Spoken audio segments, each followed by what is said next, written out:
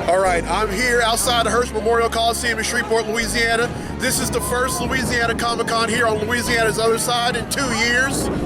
I'm hype, Spider-Gwen's hype, everyone else here is hype. Oh, by the way, I'm Victor, and you are watching a special edition of the Comic Hero Show. Now kick that logo!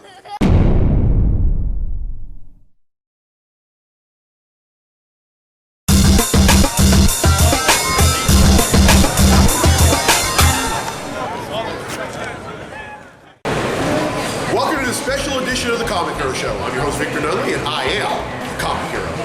Coming to you from Hearst Memorial Coliseum here in Shreveport, Louisiana, the site of Louisiana Comic-Con 2017. Now, as I just said before, this is the first one in over 2 years here on Louisiana's other side. This is home for me because I grew up in a small town about an hour from here. And you know what? I'm done talking. Let's go!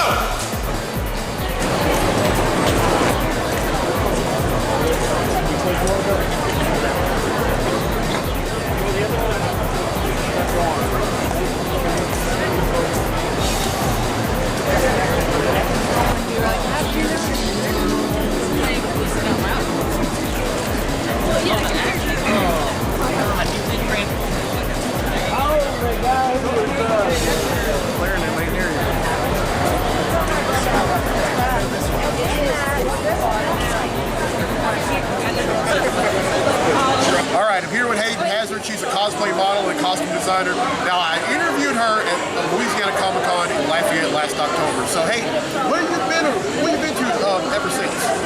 I've just been doing cons basically non-stop since then. For the past 2 or 3 months, I have been doing cons every weekend, and I've just been doing that non-stop. Yeah, and I follow you on Facebook and Instagram, and then also I subscribe to your channel.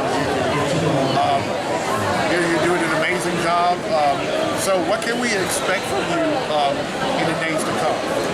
In the days to come, I am currently working on 4 new costumes. I can't reveal what they are though, because that is exclusive to my Patreon accounts. But I'm working on 4 new things. They're all more casual stuff, but I'm really excited about this. Okay, well, I personally am an advocate. I personally like to encourage, now for those of y'all who don't know, Hayden's 18. She's just 18 years old, folks. And I like to encourage young people to move forward. So Hayden, this is for you. This is a picture of the 2 of us from Louisiana Comic-Con Lafayette last October. So that is yours. And also, to go along with that, your very own Comic Hero team. This is a Spider-Gwen team, Comic Hero team. And this is yours. And hey, much success to you in your future endeavors. And thank you for this interview. And I hope you like Louisiana's other side. All right, Hayden Hazard, everyone. I'm here with Ryan Lord. He's a local artist from Ruston, Louisiana. I met him at the Free Comic Book Day episode, which was last May. So, Ryan, what have you been up to lately? Just some new art. Hanging out here in Shreveport, trying to sell some prints and do some commissions. My brother and I have our own comic book that we're trying to sell called Skipjack. Oh, wow, that's awesome. Pretty excited about that. We have a new cover for it that first time it's ever been seen is at this con. Hey, I will have to buy one of those off of you. I appreciate it. Because, hey, I bought a piece of art from him last May. It was the Saint Century. I still have it, and I love it. I love it. I said, man, that guy's awesome. And I have liked almost every piece of artwork he has liked ever since then. So Ryan, what can we expect from you from the days to come? Working on some stuff I can't show right now, but hopefully soon I'll have it online. Working on a web comic for a toy company right now. Can't really say much more about it, but hopefully that'll be premiering in the next couple of months. So. Hey, the best things are kept on the low until they're not. You know how that goes. Hey, absolutely. absolutely. I mean, Ryan, I thank you for this interview. Much success to you in future endeavors. Appreciate it. Ryan Lord, everyone. Thank you. Appreciate it. I'm here with the Green Pinhead Ranger, or aka my good friend Jared Takewell. Jared, what gave you the inspiration for this cosplay getup? It's different. I like to be different. I like the Green Ranger, plus I like the Hell Ranger. I put it together and it's like the Hell Ranger. The Hell Ranger. Okay, I got that wrong. The Hell Ranger. All right. That's pretty much all I have. But a lot of folks are probably wondering, like, what am I dressed up as? Well, I'm dressed up as a combination of myself. He's a comic book hero. He And is the comic book hero right here. The only he added, by the way, he added an extra word. It's not the comic book hero, it's just the comic hero. Okay, my bad. I'm sorry. I pick on him all the time, but I always put it in there. You know, Oh, for those of y'all who know, if y'all watched the blooper reel from a few episodes ago, he was the guy who speared me. I was him. He was also the guy that said another word for a woman who is largely endowed that I'm not going to repeat on this show because it's somewhat of a family show. I'm trying to keep it clean. So, but yeah, man, tell you, I love going to Louisiana Comic Con is the only. So, Jared, I just need to ask this: how many comic book conventions have you been to? This is the first one, bro. This is the first Hey, there is absolutely nothing wrong with the first one. All right, well, one in a minute. all right. Jared Takewell, a.k.a. the Hell Ranger. I'm here with members of the Twin City Knockers. They're a roller derby team out of the Shreveport, Bossier metro area. You know what? I need to give y'all names. I'm Jess, aka Peaches and Screams. Love that name. I'm Michelle, or Trigger Warning. I'm Rebecca, or Rebecca. Those are some great names. Arts Donut. And I'm Gina Garavito. That's awesome. I like that name even better. I need to. So when exactly did the Twin City Knockers get started? Our team was founded at the end of 2010, so 2011 was our first season. So we are in our seventh season now. Approximately how many members are there on the Twin City? Right now, maybe like 20, 25 right now. 20 to 25, that's a good Yeah, we've got people that come and go. Life happens. People who can't speak. So we're always recruiting, we're getting new members.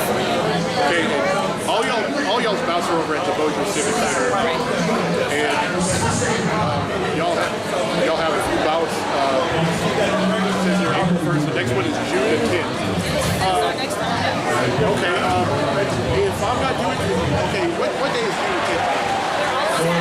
Hey, Saturdays are usually my days off work. I will try to come to the one on June 10th if I have anything to say about it. All right.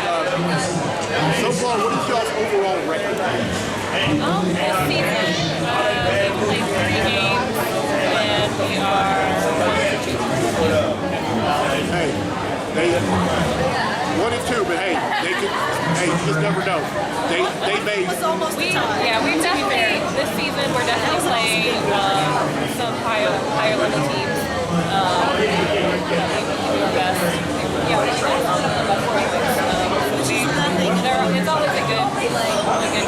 Yeah, I've been to a few roller derby bouts myself, and yeah, that's pretty daggone close. But hey, I'm gonna go ahead and just say this right now. The Twin City Knockers, before the season's over, is gonna get above 500. All right, I thank y'all so much for the interview. All right, members of the Twin City Knockers, folks. I'm here with legendary artist Bob McLeod. Now, Bob has been an artist for Marvel for a very long time.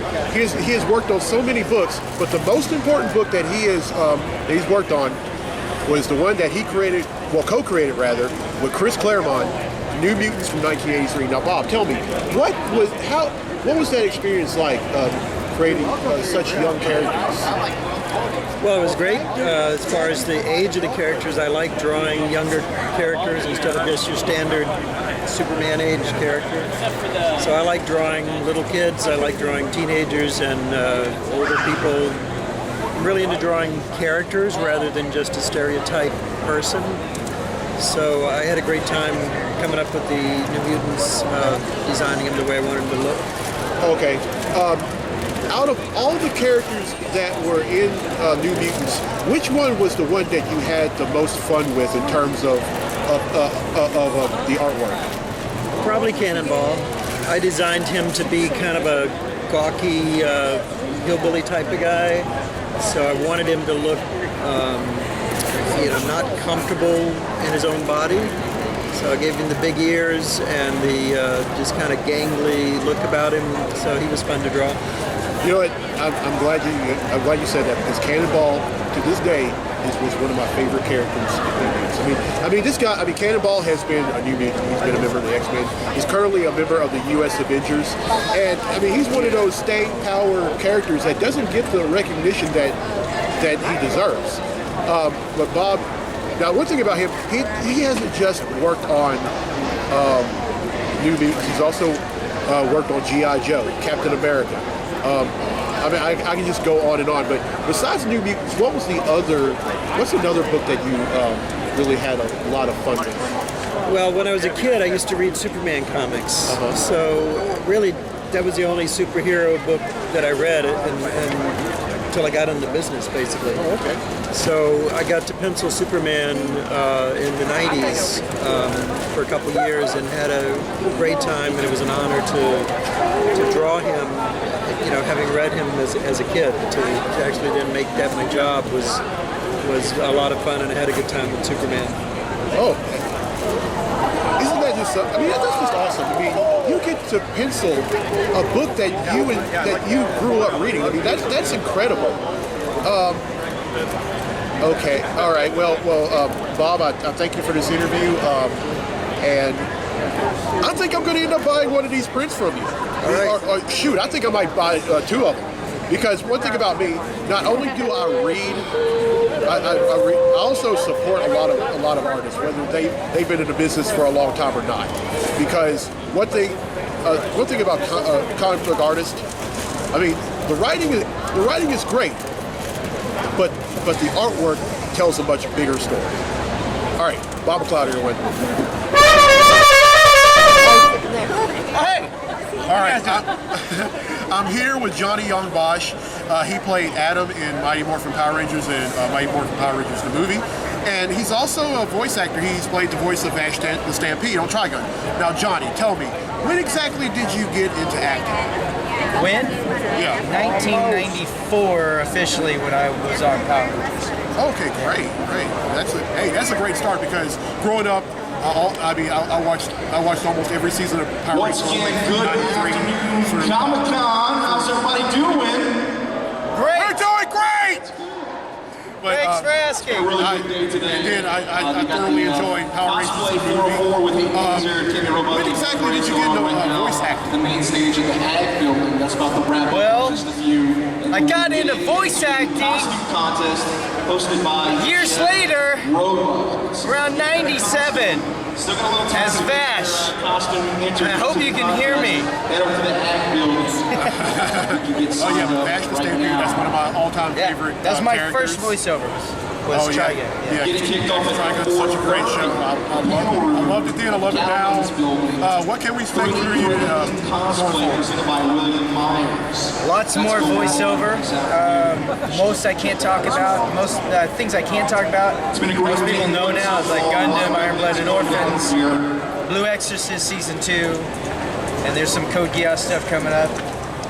All great shows. Okay, all right, Johnny, thank you so much for this Once interview. again, Johnny Young Bosch, everyone. At Louisiana Comic-Con, Bossier City. I'm here with Karen Ashley. She is a legendary actor. She She played the role of Aisha on Mighty Morphin Power Rangers and Mighty Morphin Power Rangers the movie. Karen, when exactly did you get into acting? Oh gosh, I started acting when I was about 15 years old. I actually was in a singing group called Crush. And my first audition was for Sister Act 2. They actually wanted to audition us because we were a girls group and they wanted people who were already singers. So we auditioned.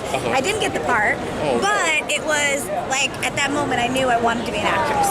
So from that moment on, every audition I ever heard of, I would go to. See, you heard it there, folks. Even if you don't exactly get what the opportunity you want, that is still no reason to give up. Just keep moving forward. Exactly, because literally only a few years later, I was a Power Ranger. So.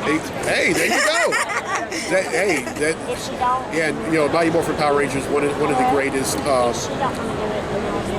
phenomenons ever. I mean, when Saban came out with this in '93. This was a year and a half before you joined the cast. Yeah. But tell me, what exactly was that like? What experience was that like playing the role of Aisha, the Yellow Ranger? You know, it was amazing because Aisha is just one of those characters that, I mean, she's hard not to love. She's very bubbly, she's very sweet, and on top of that, she's very sassy and she kicks major butt. So for me, it was like a dream character. So I got to kind of almost be, a teenager, and I was a teenager, and it was just a very positive experience, a very positive role to play and put out there for young girls who, potentially could identify and relate to Aisha. Yes. Wow, that sounds kind of like my the kind of woman I like to be in a relationship with. But anyway, okay, you were a member of the singing group Crush. Yes. Tell me about that experience. It was great. I started really, really young, and I remember I actually had auditioned for a TV show as a dancer, and one of the guys who eventually became my manager, he was there and he saw me and another girl who we were just kind of hanging out, and he was like, "You guys ever think about being in a singing group?" And I was like, "Yeah." So he's like, "Sing," and so we sang a little something, and within a year we had a record deal with A&M Records. So it was a lot of hard work. It didn't happen overnight. We literally rehearsed every weekend and during the week, and we had to make sure we had good grades, and so we were signed, and we ended up doing a great soundtrack called the Mo Money soundtrack, and it was just a really cool experience. I felt like being in Crush kind of got me ready for Power Rangers because I developed a work ethic, and I was used to working hard and practicing, and so when I went to that audition, I was ready, and I was like, okay, it's my part to lose. So I went in there and gave it all I got, and luckily they liked me. Practice makes perfect. Folks. Yes. Don't forget that. Yes. Okay, well, Karen, I thank you so much for this interview. I thoroughly enjoyed it. Perfect. And what can we expect for you later on? Later, well, you're going to see a lot of stuff. I mean, we're working on, I think you guys have heard of the film The Order, so we're working on that. We're actually finishing the distribution deal as we speak, and once we get that, we're greenlit and we're ready to rumble. So we'll be coming to hopefully a TV screen near you soon. But yeah, so that, and I mean, there's all kinds of stuff. Work just always kind of pops up, and it's such a blessing to be an actress, and it's a blessing to go to Comic-Cons all around the world. I'm going to be traveling all over the United States. I'm going to London, I'm going to Scotland, I'm going to Australia. I'm doing a pretty heavy tour this year, so I'll be able to meet a lot of you if I haven't already. So you guys know what time it is. It's Morphin time. Yeah, that's right. It is Morphin time. All right, well, Karen, I thank you so much for this interview. Much success for you in the days to come. Karen Ashley, everyone. Yay! It's time to boogie with the bear also. That's right.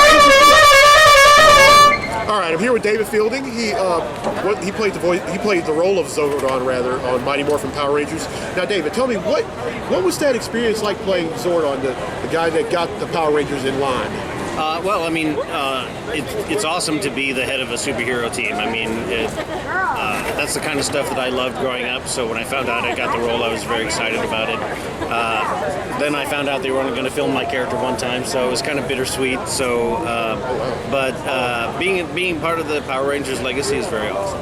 Oh yes. Have you done any more acting besides that? Oh yeah. I mean, I did a bunch of acting before I got the role. I did acting after I got the role. I worked in video games doing voiceovers for a long time, and I'm currently a writer these days. So. Oh, okay. What kind of writing do you do?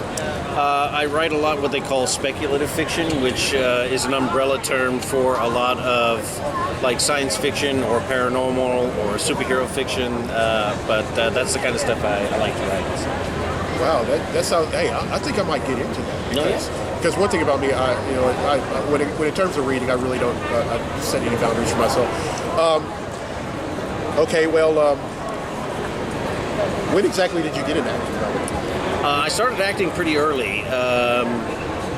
Whenever my parents would come home from work, I would force them to sit on the couch and I would act out my comic books for them. But when I was a sophomore in high school, that's when I really got bit by the acting bug. And so early in high school, I started doing plays, and then I went to college at the Southwest Texas State University and got my Bachelor of Fine Arts in Acting. Wow. Then I went to the University of Pittsburgh and got my Master of Fine Arts in Acting. And then I went out to Los Angeles, and next thing you know, I'm the head of a superhero team. That is awesome. You went to three different. You got degrees from 3 different colleges. Right? Two. Well, 2. Oh yeah. From Southwest Texas State. That's as far as I know, that's currently known as Texas State. Just University. Texas State. Yes, I personally know a lot of folks who have graduated and attend there. And then the University of Pittsburgh, I know a few people from that graduate from there as well. All right, David, I thank you for this interview. And folks, this just goes to show you that if you have something if you want to do, I mean, if you want to be an actor, if you want to be a voice actor, anything like that, hard work is always going to be part of that. So don't think you're going to be able to avoid that. Right? I mean, don't believe me. David is the epitome of hard work, and he's also the epitome that hard work pays off. All right, thank you so much, David. David Fieldy, everyone.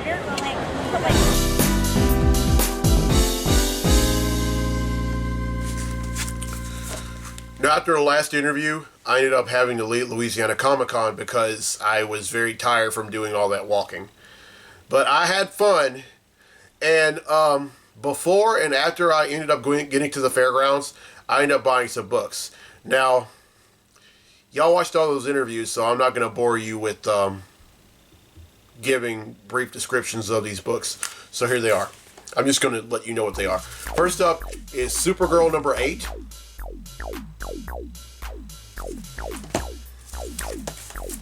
Captain America Steve Rogers number 15.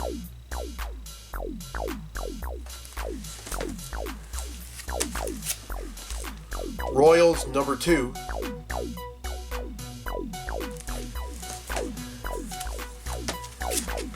Titans number 10.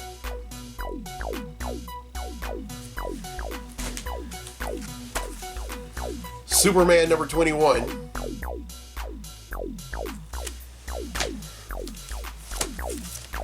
Secret Empire number 0. And finally, The Last Ember number 0. Alright, now that's 7 I bought, which brings the total number of comics that I bought since December of 1997 to 7,904.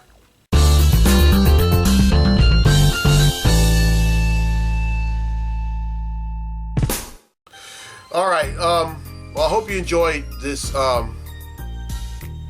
Louisiana Comic-Con themed episode of the show. And really had a lot of fun. Got tired with doing all that walking. My feet were killing me, but it had to been 5 of the best hours ever. Or was it 6? I think, it was 6. It was 6. Because I got there a little after 12:30. Well, 5.5 actually. I left at 6. But anyway, I want to thank everyone I interviewed. And there were a few people who I didn't get a chance to interview. You know what? When you host a weekly web series and you come up to people and you say, I want to interview you, I found out that's not exactly the right way to go about it. Sometimes with some of these guests, you have to let them know ahead of time. And come to the next event, which I think is GeekCon in later on this month, I'm going to do just that.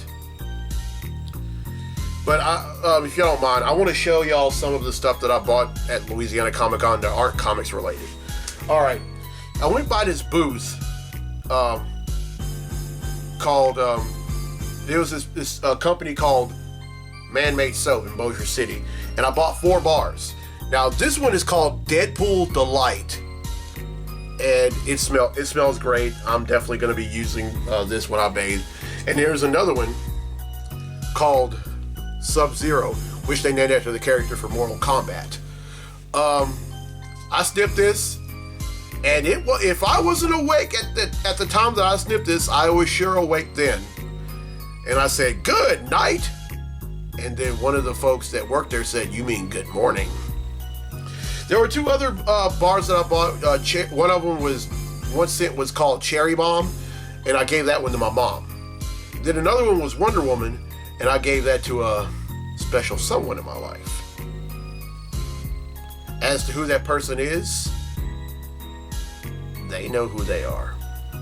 And I know she's watching. Alright, and I also bought this Pokemon Ash hat. I mean, Ash is, like on the cartoon, Ash was my favorite character in Pokemon. Him and, well, obviously Pikachu. And then I bought 3 prints from the great Bob McLeod. Here's one of Cannonball, who is one of my favorite comic book characters of all time. And then here's one, and here's one of the Fantastic Four. Now this was not penciled by him. This is actually penciled by John Buscema, but Bob did the coloring. And then there was this Dragon Ball Z print that I got. Now, I was supposed to let Sean Schimmel and Christopher Sabat sign it. However, I didn't know they were giving these out until it was almost time for me to leave. Oh, and one more thing. This issue called The Last Ember, this is from an indie publication called Last Ember Press. And the folks that were working at that booth were Brant Fowler and Lisa Moore, and they're from Tyler, Texas, and they were very gracious and you know, to show my hospitality and here's one thing about me, I love to support local writers and artists, and I like to support comic book writers and artists from everywhere, but if it's someone who's like homegrown from anywhere in the 4 states area, I mean, these folks are from Tyler, that's a city in East Texas. I wanted to support them. Oh, and Brant, Lisa, I may try to come to a comic book store in Tyler. And I didn't get the chance to interview y'all, so let's do it. Let's make it happen. All right, I'm Victor Nutley. I'm the Comic Hero. I'll see you next week for episode 163. Right back at Clint's Comics. So till then, be safe, be blessed, be a hero.